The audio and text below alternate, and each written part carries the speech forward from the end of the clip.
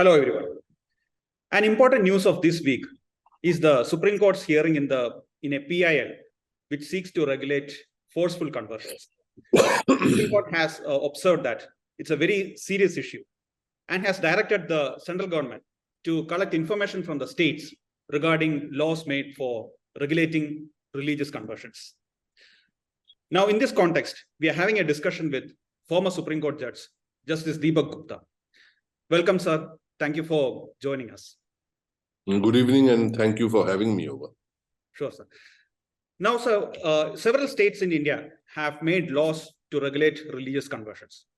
And a common feature of most of these laws is that they have a section which mandate that a person who wants to convert should give a prior information to the district magistrate.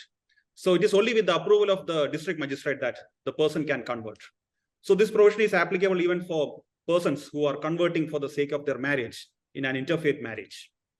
Now, two high courts, the Gujarat High Court last year and also the Madhya Pradesh High Court last month, both these high courts have stayed these provisions, saying that they are violating a person's right to privacy.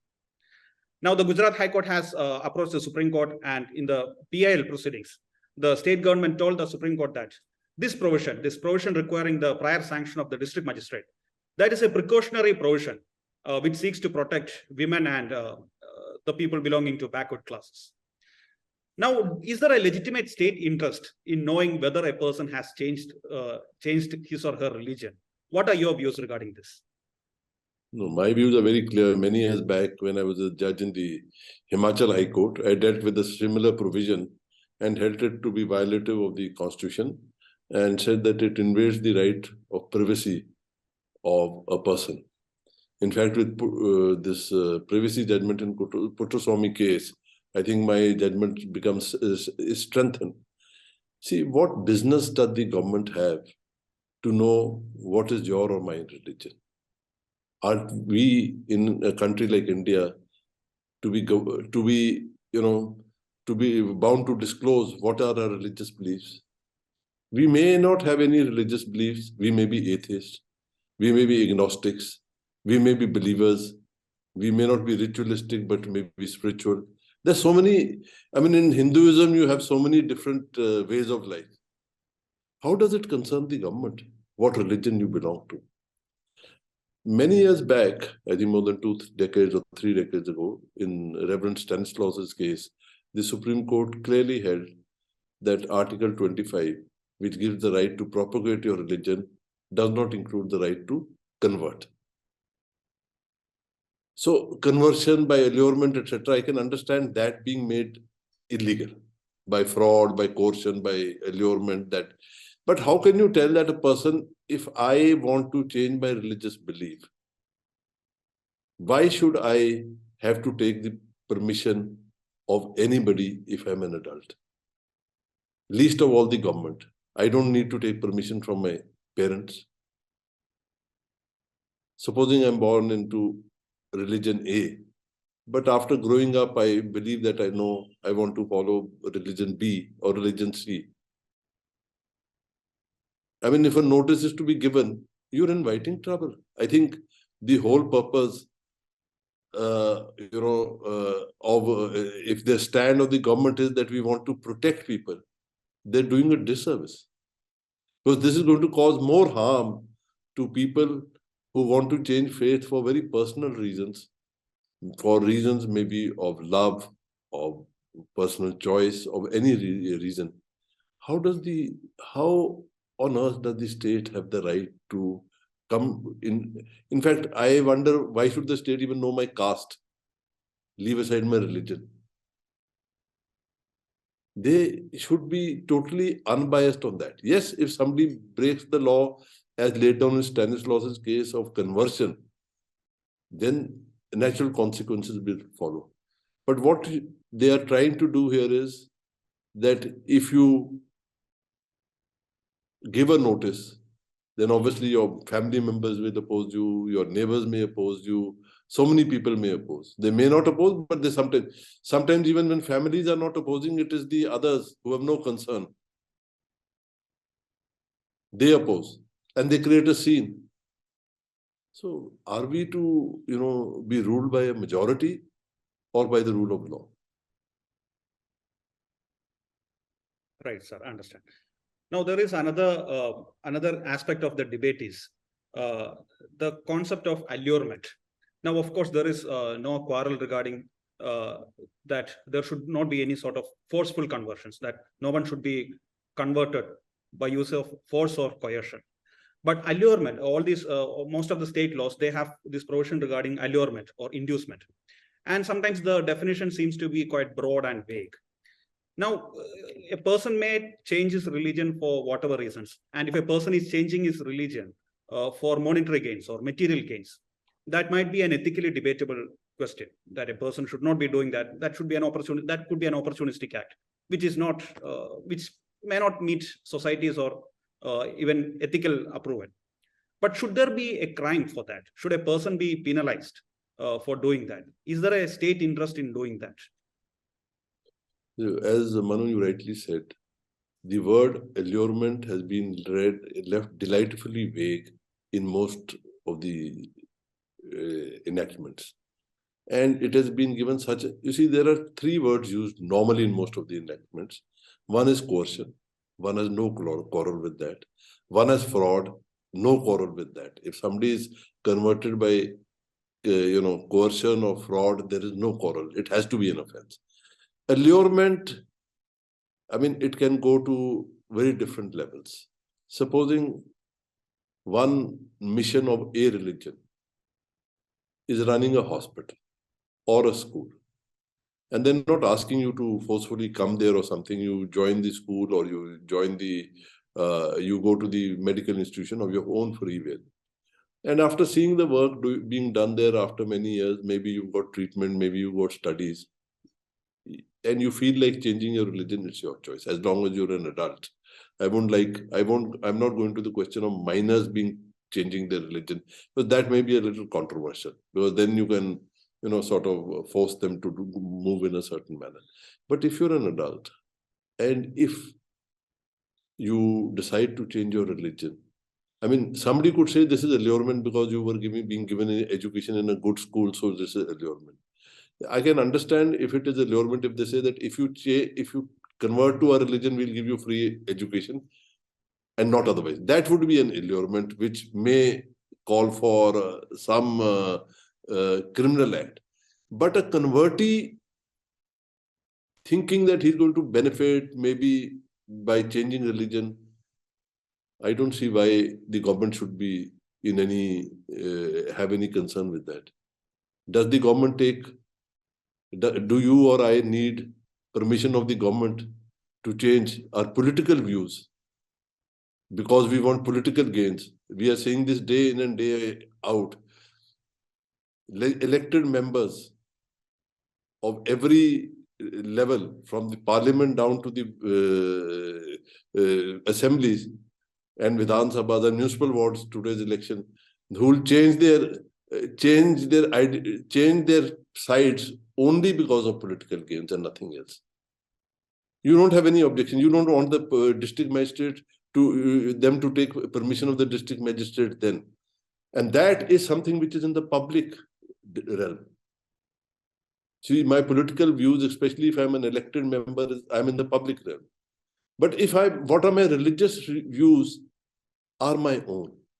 The old English saying was, a man's home is his castle. I have said in my earlier judgment that his mind is his impregnable fortress, which nobody has the right to invade. And that impregnable fortress is where I think. I may not always be right in my thoughts, but I have the right to believe in what I think, follow what I think, as long as I don't cause harm to any other person. The right of privacy is now held to be a fundamental right. It can be, no doubt, every fundamental right can be limited, can be circumscribed if there are, sovereignty of the state, integrity of the country, law and order, these issues, health, these issues come in. How does the change of religion of any person bring in any of this? In fact, the problem of law and order may arise if every time you ask them to declare it in public, and then these so-called people who, wield the lathi or the gun will say, how the hell are you changing your religion? You can't do it. Marry somebody we tell you to marry somebody of your own religion. Don't marry somebody else. So you are saying that the law and order problem is created by the vigilante mobs Yes, or legal authorities who are creating problems because an individual has changed his or her religion. In any democratic, civilized society, can we ever think of vigilantism? Can we ever think of kangaroo courts? The minute we give in to kangaroo courts and vigilantism, we are heading towards anarchy. Because they are the antithesis of constitutional courts of the rule of law. Right. And there are certain questions raised at the whole debate that this is an exaggerated claim that sort of a mass conversion is going across in many parts of the country, and it's basically an alarm raised for furthering certain motives. Now, you had dealt with the Himachal Pradesh Act in your 2012 judgment as the Chief Justice of the Himachal Pradesh High Court. So in that judgment, not Chief Justice. Not Chief Justice, I was just judge. I'm sorry. As a judge of the High Court. So in that judgment, you had made there was an observation that for the past 6 years, when the act was in force, only one case has been registered. So that observation was made in that judgment. So do you think that this law is, such laws are based on an exaggerated claim, or is the ground reality something different? I am not really competent to talk about ground realities. I can only talk of my state, Himachal, at that time, which I was dealing with, which I had the facts before me. I really don't know what is happening. If people are being converted by coercion, fraud, or allurement of the nature which I alluded to earlier, then that might be violative of the law laid down in Stanislaus's judgment. So there's nothing wrong if the laws are made to that extent. But you can't take the law to this extent, one, that the person who's wanting to, there the offender would be the person who converts. Now you're basically making the person who's converting, if even in a situation where there's fraud, coercion, or allurement against him, that person is virtually a victim. Even if I take the other side's view that he or she has been fraudulently converted, that person is the victim. Why should that person become the criminal, be charged with an offense because he or she has not applied for permission? But I can tell you one thing, that these are more of them, I can say this with certainty, that more of these acts are coming in for political reasons than for actual reasons. I can't talk about the entire country, but in Himachal, I knew at that time, the percentage of there was hardly any conversions in Himachal. It's a very educated state. The literacy rate is one of the highest in the country. It's not that people don't change religions. People change religion, people even change thought. You develop when thoughts change. You can't live in the same old religious thoughts all the time. So there will be some development. Religion also changes with time. It's not that as if religion doesn't change with time. But I am not sure about, I can't say with certainty, because one has read reports, I don't know whether they're right, of mass conversions in central India, in tribal areas of central India, where it is said that they are being almost forced to convert. Then that may be illegal. I'm not saying that. But the solution for that portion of the act, even I upheld in Himachal. And interestingly, Manu, that act was brought in by a Congress government, supported by the BJP. The only amendment which was made by the opposition was to make it harsher, which the Congress Chief Minister readily agreed to. And, it was like the NJC being passed unanimously. The similar is the condition there in Himachal. It was passed unanimously, the act. It was not and I only struck down that portion of the act, that portion of the act in the rules, which asked a convertee to disclose his or her intention to change religion. Right. And now regarding the present proceedings before the Supreme Court, an interesting aspect of the entire case history is that the same petitioner had filed a similar petition before the Supreme Court itself, which had come up before a bench of Justice Nariman last year, and the bench expressed a disinclination to entertain the petition, following which it was withdrawn. And similar petition was filed later in the Delhi High Court, which was also later withdrawn. And a petition with a similar prior has been recently filed.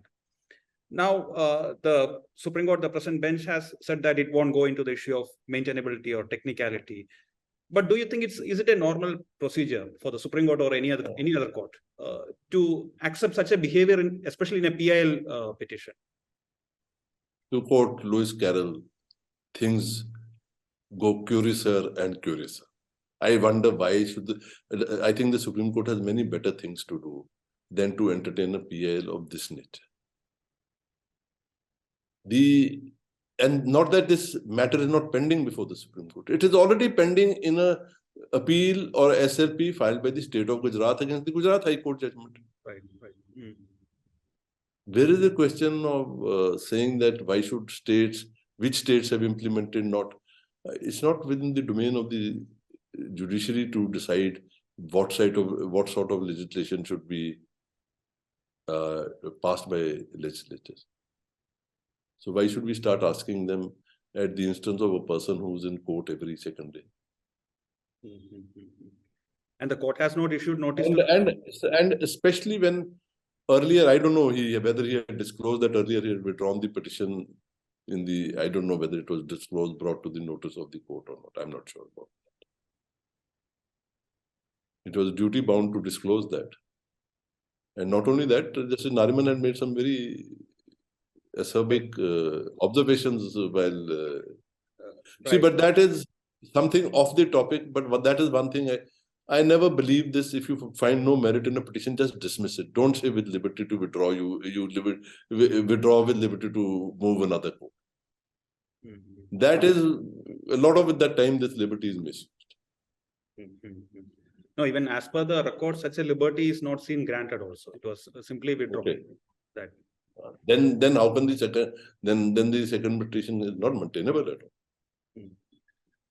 But now there is another controversy, another debate regarding in the issue is the ambit of the word propagate. So Article 25 uses the word propagate as well. Article 25 guarantees the right to profess, practice, and propagate a religion.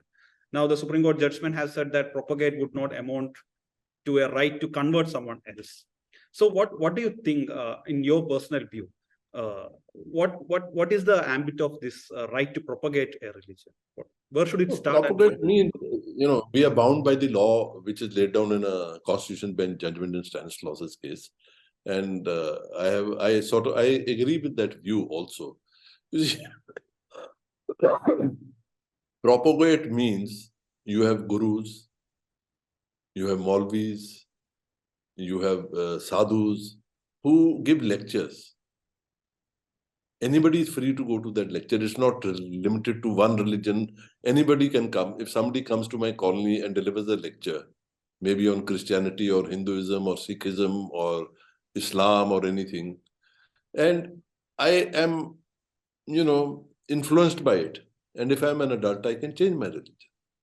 So that is propagation, where you sort of expound the tenets of your faith. You may praise your faith, but you cannot disparage any other faith. See, there is a difference there. You can say my faith is very good, but you can't say your faith is bad. Because if you have to respect each other's religions. Secondly, when you expound religion, you can set up schools, you can set up colleges, but you can't tell them that you must become convert to this religion to take benefit of education in my college. Within the ambit of the Constitution, you can reserve certain number of seats for your own communities, etc. But you can't say that it will be, that you'll only admit if you get converted or something. That's something which is prohibited. So it is a thin line. It will depend on case to case. I'm not saying you can, but I think I would agree that propagation does not include conversion. See, basically India is Hindu. Please don't take it that I mean that others have no place. In my view, all of us have to live equally together. But I'm telling you from our ethos, and Hinduism is a non-proselytizing religion. Whereas some of the church religions of the book, they are proselytizing religions, where a person gains merit in his religion by converting others. So whether it's by the word or by the sword, if you convert more people, you gain more merit. Now that is not there. So that part of conversion cannot be accepted. Conversion by the word can be accepted, but conversion by the sword, whether, the sword, I don't mean only literally, but even in the general sense. Yeah. Right, sir. That it cannot. Right. So thank you so much, sir. Thank you for sharing your views on this topic. I understand that you have a flight to catch in 15 minutes. Thank you. Thank you for having me over. Nice talking to you. Thank you.